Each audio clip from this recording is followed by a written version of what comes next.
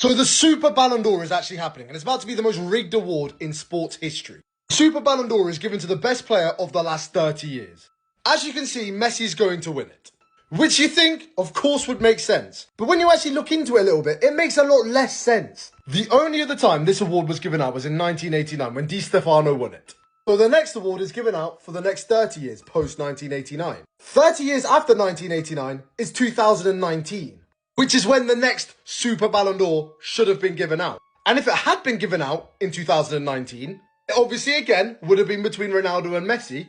But at the time, Ronaldo was coming off 3 Champions Leagues in a row, had won something with Portugal, where Messi had won nothing with Argentina. The Ballon d'Or count at that time was 6-5 to Messi, but Ronaldo had more Ballon d'Or points overall. Ronaldo had been a champion in not 1, not 2, but 3 different countries, whereas Messi had only been a champion in 1. We can pretend recency bias doesn't come into these things, but in 2019, after Ronaldo had won the Euros and then 3 Champions Leagues in a row, if the award had been given out in 2019 like it was supposed to, Ronaldo would have 100% won the Super Ballon d'Or. But the award wasn't given out in 2019.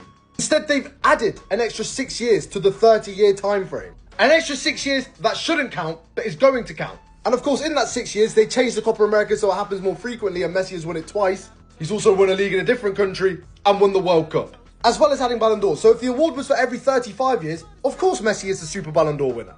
But it's not. It's for every 30 years.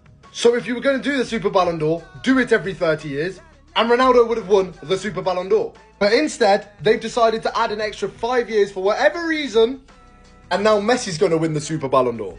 But what about the next one? Is that going to be an extra 30 years, or are we just going to add an extra 5 years so someone can win more trophies? An award that's already lost credibility before they've even awarded it to someone.